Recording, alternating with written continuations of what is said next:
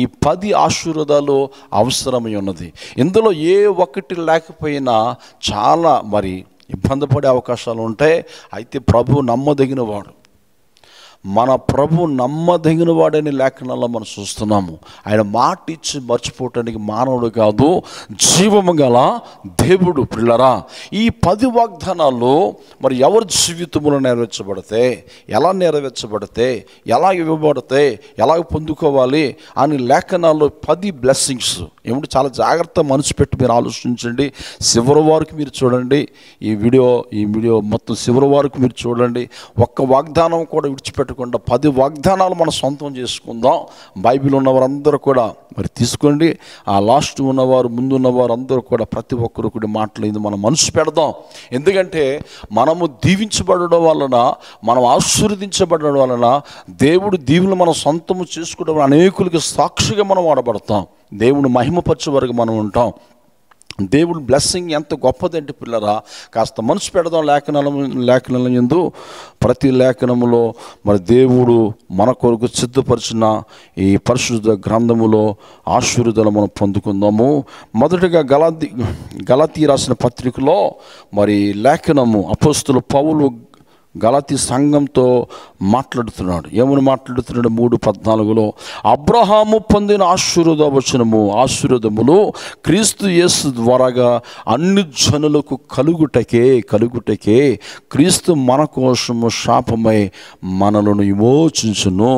శాపము నుంచి విమోచించి నిన్ను పరిశుద్ధపరిచి ఎవరు తన యందు విశ్వాసం ఉంచుతారో, బాప్టిసం పొందుతారో, ప్రభు దగ్గరకు వస్తారో, ఈ 10 ఆశీర్వాదాలు వారికి ఇవ్వబడతాయి అని ప్రభు మాట్లాడుతున్నాడు. పిల్లరా, లేఖనాలు మనం చూద్దాం. త్వరగా సమయం చాలా ఉన్నది.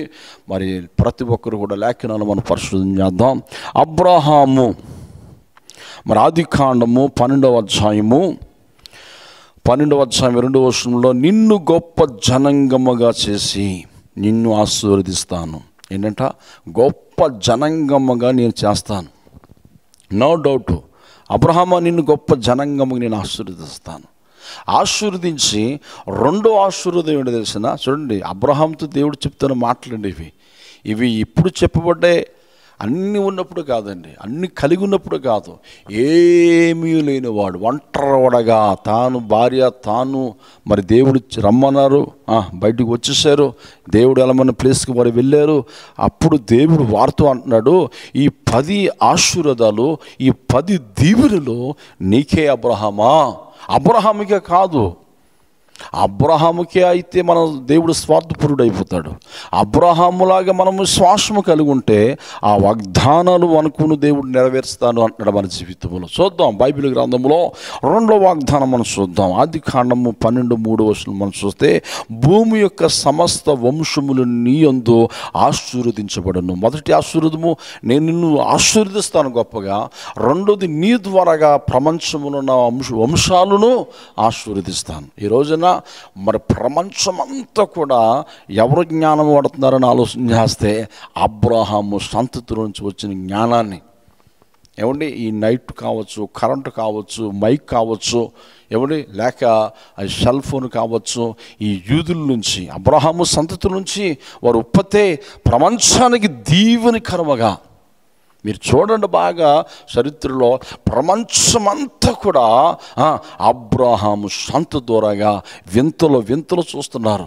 చాలా అద్భుతమైన జ్ఞానము, ఆశీర్వాదాలు అబ్రహాము సంతతికి ఇవ్వబడ్డాయి. పిల్లరా, ఆ దీవెనలో, ఆ ఆశీర్వాదాలు ప్రభు నీకు నాకు మనకి ఇస్తానన్నాడు. ఇప్పుడు ఇస్తాడు ఈ 10 ఆశీర్వాదాలు. ఎలాగ అనుగ్రహించబడతాయి దేవుడు అబ్రహాముకి ఎలా ఇచ్చాడో మనం లాస్ట్లో మనం ఖచ్చితంగా చూద్దాం. ఇది ఎన్నో ఆశీర్వాదం పిల్లరా? 2వ ఆశీర్వాదము, భూమి యొక్క సమస్త వంశములో నీ యందు ఆశీర్వదించబడును. 3వ ఆశీర్వాదం మనం చూద్దాం. ఆదికాండము 3:15 నీవు చూచుచున్న ఈ దేశమంతటిని నీకును నీ సంతానమునకు సదాకాలము ఇచ్చేదును. చూడండి, అబ్రహాముతో ఏమీ లేనప్పుడు అబ్రహాము డేరాల్లో ఉన్నాడండి. అబ్రహాము ఒంటరిగా బ్రతుకుతున్నాడు. అబ్రహాము ఏమీ లేని సమయంలో దేవుడు తనతో మాట్లాడుతున్న మాట ఏమిటి తెలిసిన, నీవు చూచుచున్న ఈ దేశాన్ని ఇచ్చేస్తాను నీకు. అబ్రహామా, ఈ దేశాన్ని నీకు ఇచ్చేస్తాను, నీ సంతతికి ఇచ్చేస్తాను, నీ పిల్లలకి ఇచ్చేస్తాను. చూడండి ఎలాంటి వాగ్దానాలు ఉన్నాయో. ఈ వాగ్దానాలు మనం సొంతం చేసుకోవాలంటే మనం కొన్ని పనులు చేయాలి, కొన్ని క్రియలు, అనగా విశ్వాసం మేను నమ్మాలంతే. అబ్రహాము నమ్మాడు దేవుడిని. అబ్రహాము అద్భుతంగా అబ్రహామును దేవుడు తనను తన సంతతిని ఇది మూడో ఆశీర్వాదము. మనం ఈ లేఖనంలో మనం చూస్తున్నాం. ఆదికాండం 3:15 నీవు చూచుచున్న ఈ దేశం అంతటిని నీకు నీ సంతానమును సదాకాలమును ఇచ్చుదును. ఇచ్చాడే లేదా? యెరూషలేము దేశాన్ని వారికి ఇచ్చేసాడు. అబ్రహాము చూసిన దేశం అంతా వారి సంతతికి ఇవ్వబడ్డదండి, నో డౌట్. ఇప్పుడు మన ప్రజలందరూ కూడా యెరూషలేము వెళ్ళి వారి సంతతిని, అబ్రహాం సంతతిని ఆ ప్రదేశం అంతా చూసి వస్తున్నారు. మనము కూడా సెల్ ఫోన్లో మనం చూస్తున్నాం. ఇది మూడవ ఆశీర్వాదం పిల్లరా. 4వ బ్లెస్సింగ్ మనం చూద్దాం. 4వ ఆశీర్వాదము 3:16 ఆదికాండంలో, నీ సంతానమును భూమి మీద నుండు ఇసుక రేణువలే విస్తరింపజేస్తాను. అబ్రహమా, నీ సంతతిని నేను ఎలా ఆశీర్వదిస్తానో తెలిసిన, ఇసుక రేణులోలే. ఒక రోజు నా పిల్లలు లేరని చాలా వ్యాధిని చెందుతుంటే హృదయంలో బాధపడిపోతుండే అబ్రహాము. ఎంత ఉంటే సుఖమే ఉంది, నా పనివాడే అనుభవించాలి, నా పనివారే తీసుకుంటారు ఈ ఆశీర్వాదం అంతా, ఐశ్వర్యం అంతా అనుకున్నాడు. దేవుడు తనతో మాట్లాడుతున్న మాట ఏంటో తెలిసిన, నీ సంతతిని పిల్లలు లేరని బాధపడుతున్నావు అబ్రహమా, నీ సంతతిని నేను ఎలా ఆశీర్వదిస్తాను, ఇసుక చేతితో పట్టుకో అన్నాడు. ఇసుక పట్టుకున్నాడు. లెక్క పెట్టగలవా? నో, లెక్క పెట్టలేవు. నీ సంతతిని అలాగ నేను ఆశీర్వదిస్తాను. ఈ 4వ ఆశీర్వాదము చూడండి, చాలా జాగ్రత్తగా మీరు మనసు పెట్టండి. లాస్ట్లో రాసుకోండి, మాటలు రాసుకొని మీ అనుదిన ప్రార్థనలో జ్ఞాపకం చేసుకోండి. ప్రభా, అబ్రహాముకి ఇచ్చిన ఆశీర్వాదాలు మాకు ఇస్తానన్నావు, ఇస్తావా ఇవ్వని మీరు అడగండి, దేవుడు ఖచ్చితంగా ఇస్తాడు. బైబిల్లో ఉన్న మాట నేను మీకు తెలియపరుస్తున్నాను పిల్లరా. ఆకాశం వైపు చూడన్నాడు అబ్రహామును. ఆకాశం వైపు చూశాడు. నక్షత్రాలు దగదగ మర్చిపోతున్నాయి. నీ సంతతిని అలాగ లెక్క పెట్టగలవా? అవి లెక్క పెట్టలేను ప్రభా. నీ సంతతిని అలాగున ఆశీర్వదిస్తాను. దేవుడు మాట ఇచ్చాడంటే దాన్ని మర్చిపోవడానికి ఆయన మానవుడు కాదు, జీవము గల దేవుడు నువ్వు గుర్తుపెట్టుకో.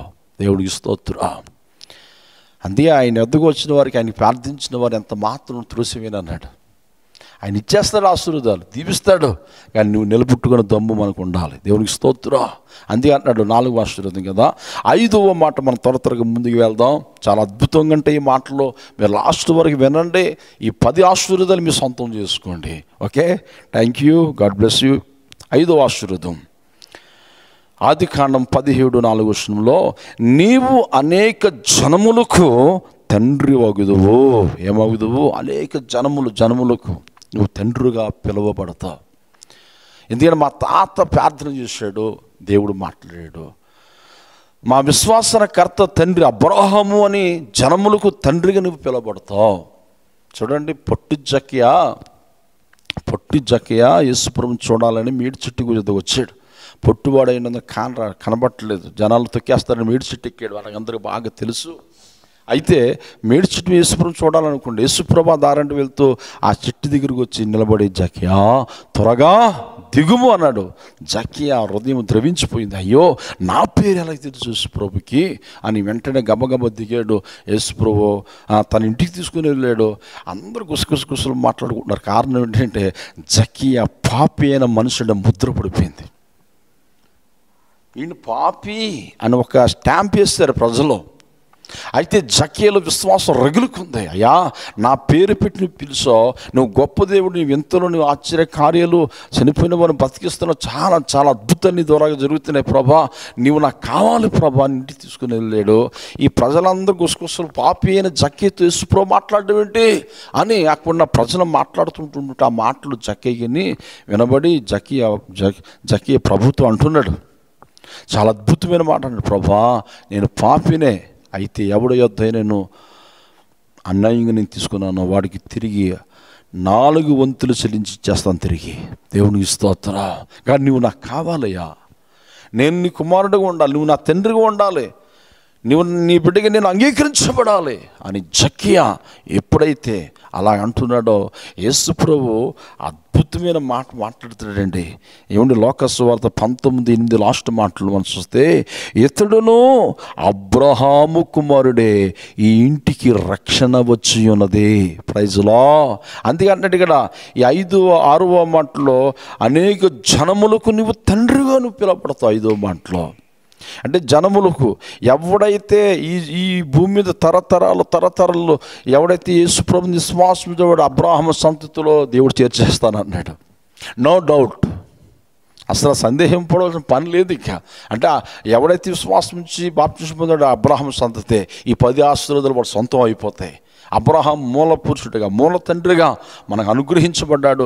ఆయన బిడ్డలుగా మనము ఆ ఆశీర్వాదాలన్నీ కూడా మనకు అనుగ్రహిస్తానని దేవుడు లేఖనాలు చాలా తేటగా విపులముగా ప్రభు మనతో మాట్లాడుతున్నాడు పిల్లరా. అందుకోసం ఇది 5వ వాగ్దానము.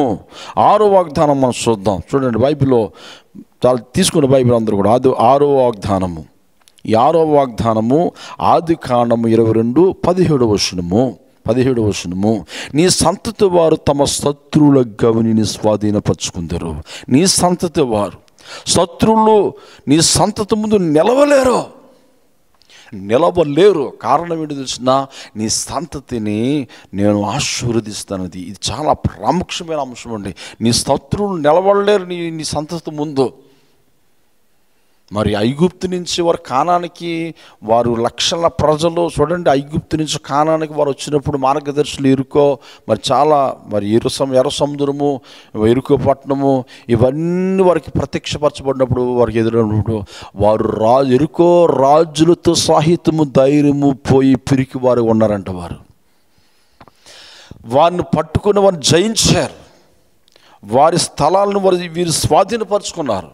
అనగా శత్రువు నీ ముందు నిలబడి, ఎప్పుడు కూడా యుద్ధాలు జరుగుతున్నాయి, యుద్ధాల్లో వారికి జయము దేవుడు ఇస్తున్నాడు.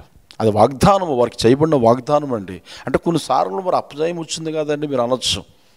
లేఖనాల ప్రకారంగా మనం బైబిల్లో చూస్తే ఇశ్రాయేలు ప్రజలను కొన్ని సందర్భములో శత్రువులకి దేవుడే స్వయంగా అప్పగించినట్లు మనం చూస్తాం. ఎందుకు అప్పగించబడ్డారని ఆలోచన చేస్తే, దేవుడు చెప్పిన మాట వినకుండా వారి సొంత ఆలోచనలతో, సొంత ఉద్దేశాలతో లోకంలో పాపములు తిరుగులాడినప్పుడు దేవుడు వారిని శత్రువుల చేతికి వారిని అప్పగించాడు అనే లేఖనము సెలవిస్తుంది పిల్లరా. ఏమండి, మరలా వారు పశ్చాత్తాపం పడినప్పుడు, ప్రభా మా పితరులతోనే వాగ్దానం చేసావు, మా శత్రువులపై మాకు జయమిస్తున్నానో, మా శత్రువులపై మాకు గొప్ప ఘనకార్యాలు చేస్తానన్నో, మా శత్రువులను అనుగతగా శక్తి మాకు ఇస్తానన్నో, యుద్ధములు జయమిస్తానన్నో, మా పాపములు క్షమించు, మా అపరాధములు క్షమించని మరలా వారు పశ్చాత్తాపంతో దేవుడు ఎదురు తిరిగి వచ్చి ప్రార్థన చేసినప్పుడు, వారు పశ్చాత్తాపం దేవుడు చూసి మరలా యుద్ధములో శత్రువుల చేతుల నుంచి వారిని విడిపించి శత్రువులపై వారికి జయము దేవుడిచ్చాడు పిల్లరా. అందుకు ఈ వాగ్దానము అబ్రహాముతో చెప్పాడు. ఏమీ లేనప్పుడు, డేరాల్లో ఉన్నప్పుడు, ఒంటరిగా ఉన్నప్పుడు ప్రవచనాత్మగా ప్రభువు తనతో మాట్లాడి ఆ వాగ్దానాలతో కూడిన ఆశీర్వాదాలు అబ్రహాముకు ఇవ్వబడ్డాయి. అందుకే అంటున్నాడు, నీ సంతతి వారు తమ శత్రువుల గవిని స్వాధీనపరుచుకుందరు. అలాగే స్వాధీనపరుచుకున్నారా లేదా? ఎస్, స్వాధీనపరచు. యెరూషలేము ఆ వారికి వాగ్దానం చేయబడిన భూమిని శత్రువులను జయించి వారు స్వాధీనం చేసుకున్నారు. వారు ఆ వాగ్దాన భూములు వారు అడుగు పెట్టారండి. ఎంత గొప్ప దేవుడు చూడటం ఆ దేవుడు. ఇవన్నీ ఎలా నెరవేర్చబడతాయని మనం ఆలోచన చేస్తే, ఆదికాండం ఈ మాట ఇప్పుడు ఎన్నో మాట వరకు వచ్చాం, మనం 6వ మాట వరకు మనం వచ్చాం. ఇవి నెరవేర్చబడాలంటే చూడండి, మధ్యలో నేను చెప్తున్నాను, లాస్ట్లో చెప్పాలనుకున్నాను, మధ్యలో ఈ మాట నేను మీకు జ్ఞాపకం చేస్తున్నాను. ఆదికాండం 22:18 అంటాడు, మరియు నీవు నా మాట విన్నందున భూలోకమును జనములన్నీ ఆశీర్వదించబడును. భూలోకం జనములన్నీ నీ వలన ఆశీర్వదించబడతాయి. మరియు నీవు నా మాట విన్నందున. చాలా జాగ్రత్తగా ఈ మాట మీ మైండ్లో పెట్టుకోవాలి. దేవుడు వాగ్దానాన్ని ఇవ్వలేదండి, ఈ 10 వాగ్దానాలు నాకు అనుగ్రహించబడలేదంటే నువ్వు దేవుడు మాట వినలేదని అర్థం. ఖచ్చితంగా దేవుడు మాట వింటే, దేవుడు అంటున్నాడు, ఈ 10 వాగ్దానాలు నీ జీవితములో నెరవేర్చబడతాయి. మనం ఎన్నో మాట వరకు వచ్చాం? 6వ మాట వరకు మనం వచ్చాం. 6వ వాగ్దానం కదండి. 7వ వాగ్దానంతో కూడిన ఆశీర్వాదం మనం చూద్దాం. అబ్రహాముతో చెప్పిన 7వ వాగ్దానము చూడండి, ఆది కాండము 15వ అధ్యాయము 1వ వచనము. అబ్రహాముతో దేవుడు అంటున్నాడు, అబ్రహామా భయపడకము, నేను నీకు కీడుముగా ఉన్నాను. ఏమంటున్నాడు ఇక్కడ? అబ్రహాము భయపడుతున్నాడు. భయము చాలా ప్రమాదకరమైనదండి. కొంతమంది చిన్నదానికి పెద్దదానికి భయపడి చచ్చిపోయిన వాళ్ళు చాలామంది ఉన్నారు ఈ భూమి మీద. వారు నీడవాడు చూసి చచ్చిపోయిన వారు ఉన్నారు. ఈ కోవిడ్ టైంలో చాలామంది భయం వల్లనే చచ్చిపోయారు. నిపుణులు మనకు తెలియపరిచారు. ఏమంటే భయము చాలా చాలా భయంకరమైనది. దేవుడు అంటున్నాడు, నువ్వు భయపడొద్దు, ధైర్యంగా ఉండు. అబ్రహామా, ఇది నేను నీకు ఇస్తున్నాను, ధైర్యంగా ఉండు. నువ్వు అంతే. నువ్వు అవమానపరచబడవో, నిందింపబడవో, నేను చెప్పిన వాగ్దానం నెరవేర్చబడితే నమ్మవు కానీ విశ్వాసం ఉంచావు, నువ్వు ధైర్యంగా ఉండు. అందుకే బైబిల్లో ప్రకటన గ్రంథంలో ఉంటుంది కదా, పిరికివారును, అవిశ్వాసులను, దొంగలైన, దోచుకున్న విగ్రహార్థకులైనను వారు దేవుని రాజ్యమునకు హక్కుదారులు కారు. మరి ఎవరు హక్కుదారులు అంటే ధైర్యంతో. ఆ ధైర్యం మనం పొందుకున్న వరకు ఉండాలండి. ఆ ధైర్యం ఎలా ఇవ్వబడుతుందనిగా ప్రార్థన చేసిన వారికి, దేవుడు వాక్యం విన్న వారికి, దేవుడు మాటలు విశ్వాసం ఉంచిన వారికి, దేవుడు భయభక్తులు గల వారికి, దేవుడు వారికి ఎక్కడ లేని ధైర్యము వాళ్ళ హృదయంలో నింపేస్తాడు. మరి ఇశ్రాయేల్ ప్రజలు మరి రాజ్యాలను జయించారు, శత్రువులను జయించాడు. దావీదు గొలియాతుని జయించాడు. ఎక్కడి నుంచి వచ్చింది ఆ ధైర్యము? దావీదు సింహములను చీల్చివేశాడు. దావీదు గొలియాతుని చంపేశాడు ఒక దెబ్బతో. ఆ ధైర్యం ఎక్కడి నుంచి వచ్చిందంటే దేవుడు అబ్రహాముతో చెప్పాడు, భయపడకు, ధైర్యంగా ఉండు. Praise the Lord. ఇది ఎన్నో వాగ్దానము? 7వ వాగ్దానముగా మనం చూస్తున్నాం పిల్లరా. ఈ 7వ వాగ్దానము అంతగా అంటాడు, మనం ఎవరికి భయపడాలని మనం ఆలోచన చేస్తే బైబిల్ ప్రకారంగా మత్తయి సువార్త 10:28 అంటాడు, ఆత్మను చంపనేరక దేహమును చంపేవాడికి మీరు భయపడండి.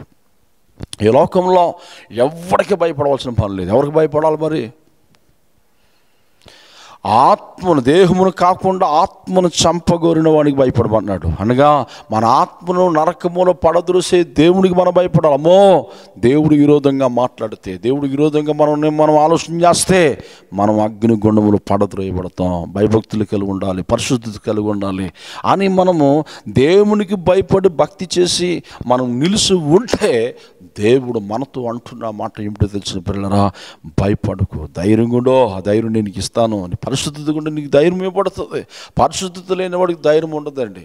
పాపం చేసిన వాడికి ధైర్యం ఉండదు, దొంగతనం చేసిన వాడికి భయం ఉండదు, అక్రమాలు చేసిన వాడికి ధైర్యం ఉండదు. వాడు పిరికితనంతో బతుకుతాడు, మనస్సాక్షిని చంపుకున్న వాడు బ్రతుకుతాడు, వాడు నిద్రలో కూడా భయపడతాడు. వాడు ఏమండి, పరిశుద్ధుడు హ్యాపీగా, సంతోషముగా, హాయిగా, కాస్త ఏమి లేనివాడు ఉన్నప్పటికీ కాస్త ఆహారం తిని తృప్తిగా వాడు నిద్రపోతాడండి. బైబిల్లో రాయబడ్డ ఈ మాటలన్నీ కూడా ఇది ఎన్నో వాగ్దానము అని చూస్తే 7వ వాగ్దానము. 8వ వాగ్దానం చాలా అద్భుతమైన వాగ్దానం. మీరు రాసుకోండి, బైబిల్ ఉన్న వారందరూ కూడా. 8వ వాగ్దానము పిల్లరా 15వ అధ్యాయము 15వ వచనము. 15వ అధ్యాయము 15వ వచనము.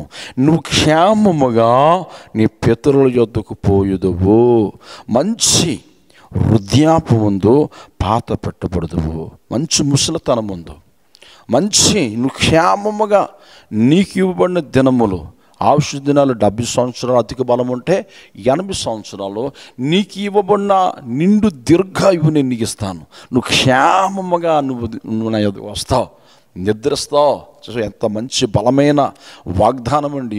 ఈ కాలంలో మనం చూస్తున్నాం, చాలామందిని మనం చూస్తున్నాం. మధ్య కాలములో చిన్న వయసులో నిద్రించిన వారు, చిన్న వయసులోనే రకరకాల దేవుడు భయం లేకుండా, భక్తి లేకుండా, చెడ్డ వ్యసనాలకి బానిస అయిపోయి ఈ డ్రగ్స్, రకరకాల మొత్తం పానీములకు అలవాటు పడిపోయి వారి చేతులతో వారి జీవితాలు మరి పాడు చేసుకున్నట్లు మనం చూస్తున్నాం. వారు అకాల మరణాలు చనిపోతున్నారు చాలామంది పిల్లరా. దేవుడు అబ్రహాముతో దేవుడు వాగ్దానం చేస్తున్నాడు. ఏమన్నా వాగ్దానం చేస్తున్నాడు? అబ్రహామా, నీకు నేను వాగ్దానం చేస్తున్నాను, నేను ఆశీర్వదించడం ఈ వాగ్దానం జీవితం నెరవేర్చబడుతుంది. నిండు వృద్ధాప్య ముందు, ముసలితనం ముందు నీవు నిద్రిస్తా, నా యొద్దకు వస్తా. దేవునికి స్తోత్రం. ఇది ఎన్నో వాగ్దానము? 8వ వాగ్దానము. అబ్రహాం అలాగే బాగా ముసలితనం ముందు, నిండు వృద్ధాప్య ముందు పాత పట్టు అని దేవుడు పిలుపునందుకు దేవుడి దగ్గరికి చల్లగా హ్యాపీగా వెళ్ళాడండి. కొంతమంది అయితే చాలామందిని విసిగించి బాధ పెట్టి నరకం చూపించి ఆ ఆస్తులన్నీ అమ్మించేసి చనిపోయిన వారు చాలామంది ఉన్నారు. దేవుడు వాగ్దానం ఎలా ఉంటుందో చూడండి ఒకసారి 8వ మాటలో, నీవు క్షేమమ్మగా నీ పితరుల యొద్దకు వెలుదువు. మనం అందరం ఒకానొక దినము ఈ భూమిని విడిచిపెట్టి వెళ్ళవలసిన రోజు ఉంది. ఆ రోజు రాకముందే ప్రభా ఈ వాగ్దానము నా జీవితంలో నెరవేర్చు ప్రభా, అబ్రహాముకి ఇవ్వబడిన వాగ్దానములు నా జీవితములో నెరవేర్చు ప్రభా అని మనము దేవునికి ప్రార్థన చేస్తే, దేవుణ్ణి అడిగితే ఖచ్చితంగా ఈ వాగ్దానములు మన జీవితంలో అనుగ్రహించబడితే ఎలా చెప్పగలరంటే, గలాతీ పత్రిక 3:14 అపోస్తలుడు పౌలు అంటాడు కదా, అబ్రహాము పొందిన ఆశీర్వాదాలు యేసు క్రీస్తు ద్వారాగా మీకు లభించును. Praise Lord. ఎన్నో ఆశీర్వాదం ఇది? 8వ ఆశీర్వాదం. 9వ ఆశీర్వాదం మనం చూద్దాం. చాలా అద్భుతమైన ఆశీర్వాదం ఇది పిల్లరా. బైబిల్లో చాలా తీసుకోండి, ప్రతి ఒక్కరు కూడా జాగ్రత్తగా వినండి. 9వ ఆశీర్వాదము, 9వ ఆశీర్వాదం వాగ్దానముతో కూడిన ఆశీర్వాదము. 9వ ఆశీర్వాదము, రాజులు నీలో నుండి వచ్చేదురు, రాజులు నీ గర్భములో నుంచి వచ్చేదురు. బయటికి ఎలా వస్తారంట? అబ్రహాం ఈ మాట ఇప్పుడు చెప్తున్నాడు దేవుడు అబ్రహాంతో. ఏమీ లేనప్పుడు అండి, తన ఒంటరిగా ఉన్నప్పుడు, వృద్ధాప్యములు ఉన్నప్పుడు, ముసలితనములు ఉన్నప్పుడు, అబ్రహామా నీ గర్భముల నుంచి రాజ్యాన్ని వేలే రాజులు నీలో నుంచి వస్తారు. వచ్చారే లేదా? జ్ఞానులు వచ్చారు. యెరూషలేమునకు ఇప్పటికీ రాజులు, ఇశ్రాయేల్ రాజు, యోధా రాజులని మనం పిలుస్తాం కదా. ఏమండి, ఆ రాజులను పుట్టించేదానికి, వారు పుట్టడానికి దేవుడు అబ్రహాముతో వాగ్దానం చేశాడు. నేను అంటాను, నువ్వు ఒంటరిగా ఉన్నావు, నీకు మంచి భార్యనిచ్చి, మంచి గర్భఫలాలు ఇచ్చి, భూఫలాలు ఇచ్చి దేవుడు నిన్ను దీవిస్తాడు. ఎందుకంటే అబ్రహాముకి మాటిచ్చాడు, దేవుడు దీవించాడు.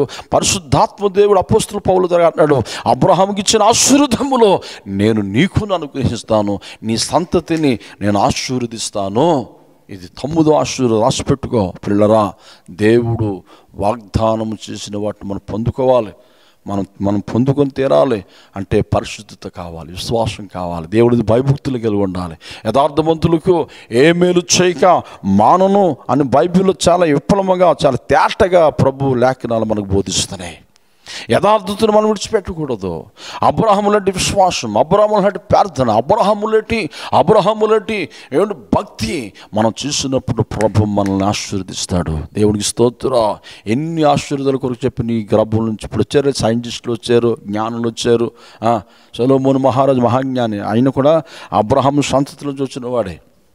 దావీదు రాజు అబ్రహాము సంతతి నుంచి వచ్చినవాడు. వీళ్ళందరూ మనం చూస్తే లాస్ట్కి మనము కూడా అబ్రహాము కుమారుడు, ఒక గుడ్డివాడేమంటాడు, అబ్రహాము కుమారుడా, దావీదు కుమారుడా, నన్ను రక్షించవా. Praise lord. అంటే మనము యేసుక్రీస్తు రక్తంలో ఎవరైతే కనబడ్డారో వారు కూడా అబ్రహాము సంతతిగా మార్చివేస్తానన్నాడు దేవుడు. అబ్రహాము సంతతిలో మనం చేర్చుతానన్నాడు దేవుడు. ఆయన వాగ్దానం మనకి ఇచ్చాడు. అన్యజనులైన మనకు అబ్రహాం పొందుకున్న ఆశీర్వాదాలు అన్యజనులైన మనకును అనుగ్రహింపబడుతున్నాయి. 10వ బ్లెస్సింగ్ మనం చూద్దాం. చాలా విపులంగా, చాలా అద్భుతమైన మాట ఇది. ఈ 10వ ఆశీర్వాదం ఖచ్చితంగా అందరికి ఉండాలండి. ఈ 9 ఆశీర్వాదాలు ఒకటి ఉన్నా ఒకటి లేకపోయినా ఏమో పర్వాలేదేమో అని నేను అనుకుంటున్నాను. ఈ 9 బ్లెస్సింగ్స్ మనం ఇప్పుడు వరకు మనం చూసుకుంటూ వచ్చాం. ఈ 9 ఆశీర్వాదాలు కొన్ని ఉన్నా కొన్ని లేకపోయినా పర్వాలేదేమో అని నేను అనుకుంటున్నాను. ఈ 10వ ఆశీర్వాదమైన ఖచ్చితంగా మన బ్రతుకుల్లో లేకపోతే, ఈ 10వ ఆశీర్వాదం లేకపోతే వాడు ఎక్కడికి పోతాడంటే నరకానికి పోతాడు. No doubt. అగ్ని ఆరదు, పొరుగు సావదు, మండుచున్న అగ్ని గుండములో వాడు పడద్రోయబడతాడని బైబిల్ చాలా తేటగా ప్రజలకు బోధిస్తుంది, ప్రపంచానికి బోధిస్తుందండి. ఒక మనుషునిగా మొత్తం ప్రపంచానికి ప్రభు లేఖనాలు బోధిస్తుంది. ఈ 10వ ఆశీర్వాదము ఎలాగా మరి పరలోక రాజ్యాన్ని దేవుడు అబ్రహాముకి ఇచ్చేసాడు. అబ్రహాము నరకానికి పోతాడని బైబిల్లో ఎక్కడ లేదు. అబ్రహాము ఖచ్చితంగా దేవుడు రాజ్యంలో ఉంటాడని యేసుక్రీస్తు కొన్ని సందర్భంలో ఎత్తి చూపించాడు. అబ్రహాముకి ఏమి ఇవ్వబడ్డదంటే పరలోక రాజ్యము అబ్రహాముకు ఇవ్వబడ్డది అని చెప్పడానికి ఏమాత్రము సందేహము లేదు. ఇది 10వ ఆశీర్వాదము. రాసుకోండి, చదవండి, వినండి, భయభక్తులు కలిగి ఉండండి. మీరు సొంతం చేసుకుంటే వాగ్దానం మనం సొంతం చేసుకోవాలి. అందుకే అబ్రహాం పరలోక రాజ్యం ఉన్నాడని ఎలా చెప్పగలరండి మీరు అడగచ్చు. లోకాసు వార్త 16వ అధ్యాయము 22వ వచనం చూడండి. ఆ దరిద్రుడు చనిపోయి దేవదూతుల చేత అబ్రహాము రొమ్మున ఆనుకునుటకు కొనుపోబడును. ధనవంతుడు కూడా చనిపోయి పాతాళమునకు పోయిను, అగ్నిగుండములో పడద్రోయబడ్డాడు ధనవంతుడు. పేదోడైన లాజరు అబ్రహాము లాంటి విశ్వాసం కలిగి, అబ్రహాము లాంటి భక్తి చేసి, అబ్రహాము లాంటి చూడండి, పేదరికంలో ఉన్నాడు, నరకం అనిపించాడు, చాలా శోధింపబడ్డాడు, చాలా వేధింపబడ్డాడు, చాలా కృంగిపోయాడు. అయినను భక్తిని విడిచిపెట్టలేదు. అబ్రహాము కూడా మాట చెప్పాడు. అబ్రహాము కూడా ఎక్కువ విశ్వాసంతో ఉన్నాడు. ఇద్దరు ధనవంతుడైతే దేవుడు మీద భయభక్తులకి లేడు, సుఖాన్ని అనుభవించాడు. చాలా తనకున్న ధనాన్ని బట్టి చాలా హ్యాపీగా బతికాడు. కానీ దేవుడు విశ్వాసం ఉంచలేదు, మారుమనసు పొందలేదు, రక్షణ పొందలేదు. అయితే పేదవాడైతే భయభక్తులు కలిగి ఉన్నాడు, విశ్వాసం కలిగి ఉన్నాడు, ప్రభువుని నమ్మాడు. ఇద్దరు ఒక రోజు చనిపోయారు. పేదవాడు చనిపోయిన లాజరు ఎక్కడికి వెళ్ళిపోయాడండి? పరలోక రాజ్యములో అబ్రహాము రొమ్మున ఆనుకొని ఉన్నాడు. చాలా అద్భుతమైన మాట ఇది. అంటే అబ్రహాంకి ఏమి ఇవ్వబడ్డది? పరలోక రాజ్యమును తన సొంతముగా అబ్రహాముకి ఇవ్వబడ్డది. ప్రభు అంటున్నాడు, ఈ 10 ఆశీర్వాదాలు నీకు కావాలి, నీకు పరలోక రాజ్యం కావాలి. నువ్వు పరలోక రాజ్యం వెళ్ళకపోతే చూడండి, భూమి మీద చాలామంది యాత్రలు చేస్తారు. ఎక్కడికి వెళ్తున్నావు అంటే ఎందుకు చేస్తున్నావు అడగండి, వాళ్ళకి మాట చెప్తారు, స్వర్గానికి వెళ్ళాలని. ఎక్కడికి వెళ్ళాలని? స్వర్గానికి, అనగా పరలోక రాజ్యంలో మన ఆత్మ ప్రవేశించాలని. మరి పరలోక రాజ్యంలోనికి మన ఆత్మ వెళ్ళకపోతే బైబిల్ మాట్లాడుతున్న నీ ఆత్మ పరలోక రాజ్యంలో ప్రవేశించకపోతే మండుచున్న అగ్నిగుండములో నరకములో పడద్రోయబడుతుంది.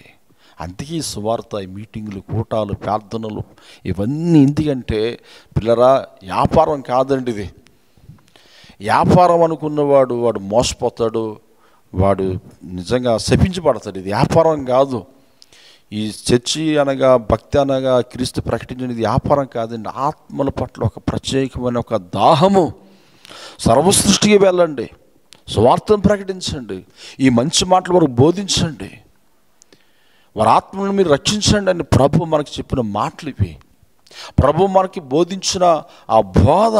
అందుకే ఏ ఒక్కరు నశించిపోయిన దేవుడికి ఎంత మాత్రం ఇష్టము కాదు.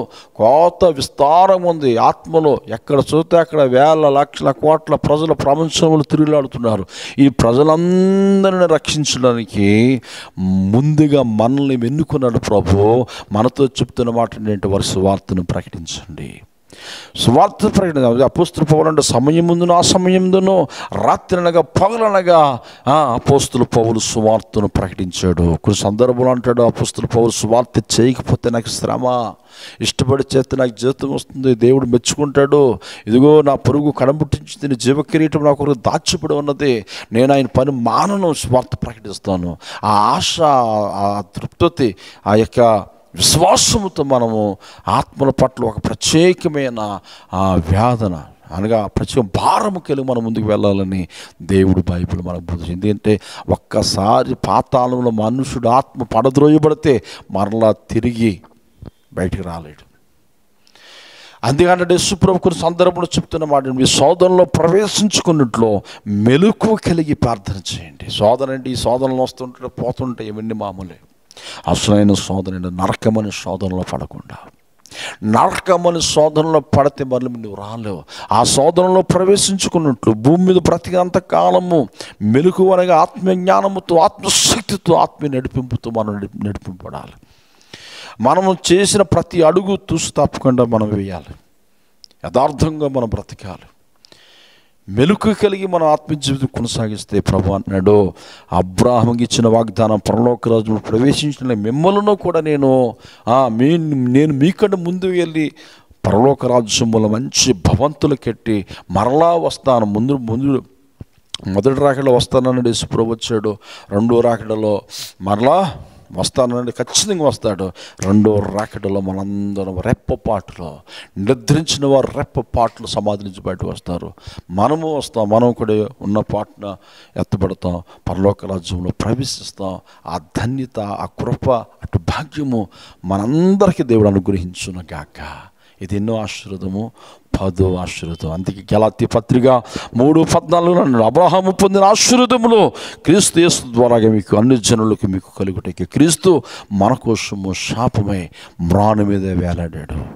యేసు ఏ పాపము చేయలేని వ్యక్తి, ఏ నేరము చేయలేని వ్యక్తి, పరిశుద్ధుడైన దేవుడు ఒక పాపిని విడిపించడానికి, పాపిని రక్షించడం, అదే నశించిన దాన్ని వెతికి రక్షించడానికి మనుష్య కుమారుడిగా పరలోక రాజ్యములోని భూమి మీదకి వచ్చి నీకు ఇవ్వవలసిన శిక్ష, సిలువ మ్రాణ మీద నిన్ను వేయవలసిన, నీకు పడవలసిన శిక్ష నిన్ను తప్పించి తాను ఆ శిక్ష విధి ఆయన అనుభవించి అంటున్నాడు, ఇదిగో నీ పాప భారమును నా మీద వేసుకున్నాను, నీ శాపమును నా మీద వేసుకున్నాను, నీకు విడుదల కలగండి. ఒకే ఒక్క ప్రార్థన చేయాలి నువ్వు.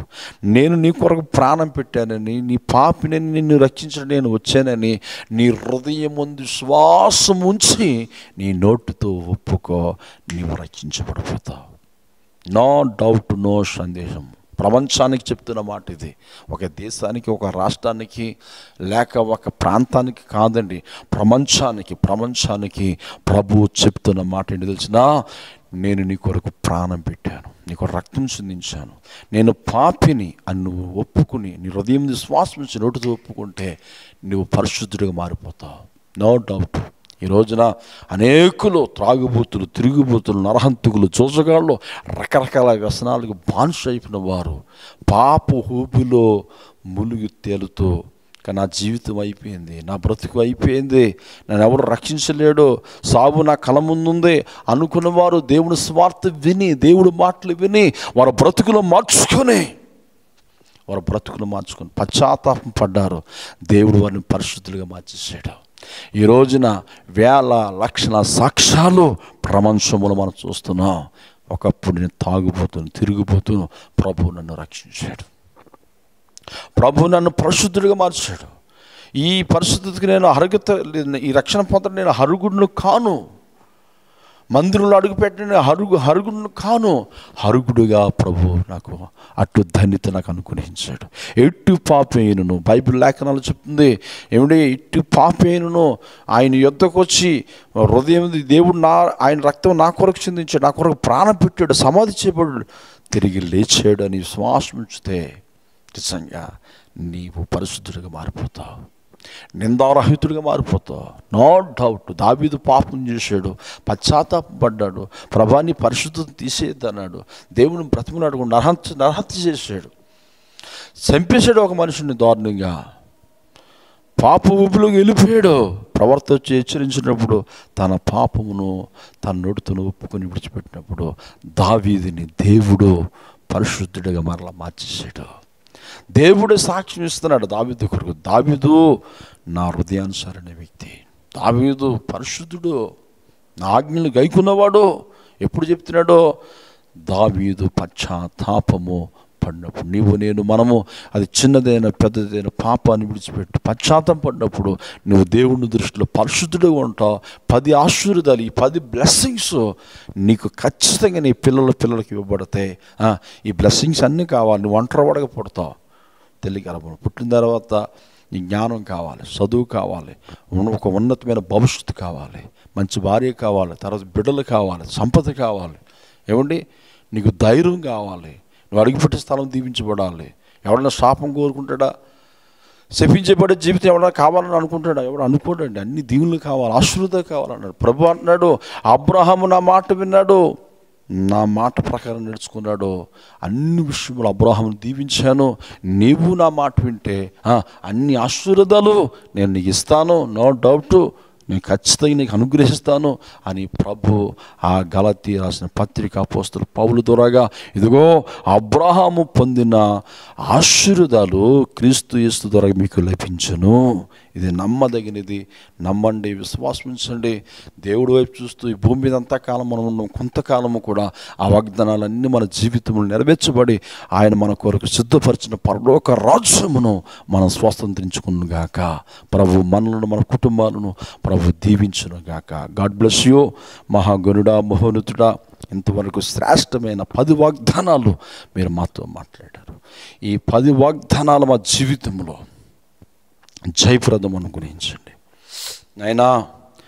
ఎవరైతే పొందుకోలేదో వారు పొందుకోవడానికి సహాయం చేయండి. నశించిన దాన్ని వెతికి రక్షించడానికి ఈ లోకానికి వచ్చావు. ప్రతి బిడ్డను, ప్రతి కుటుంబం, ప్రతి సంఘమును, ప్రతి సేవకుడిని, స్వార్థకుని, శ్వాసులను వారిని ఆశీర్వదించండి. మా వీధి వారు, గ్రామస్తులు, దేశస్తులు, ప్రజలందరూ, సకల ప్రభుత్వాలను నీ మహిమ ప్రభావముతో నింపి, గొప్ప రక్షణతో నింపి నాయనా మీ రాజ్యాప్తి కొరకు మమ్మల్ని అందరినీ సిద్ధపరచ బలపరచు. ఇంతవరకు ఓపికతో విన్న నీ బిడ్డలందరినీ బహుగా మీరు ఆశీర్వదించమని సమస్తమును మీ రక్షణాస్తులుగా అప్పగించుకుంటూ మీ పాదములు పట్టుకుని బ్రతములాడుకుంటూ నజరుడైన యేసు క్రీస్తు నామములో అడిగి వేడుకొనుచున్నాము తండ్రి. ఆమేన్, ఆమేన్. ఈ సమయంలో మన మధ్యలో ఉన్న లాజరస్ గారు ముందుకు వచ్చి మరి ప్రార్థన చేస్తారు. Praise lord.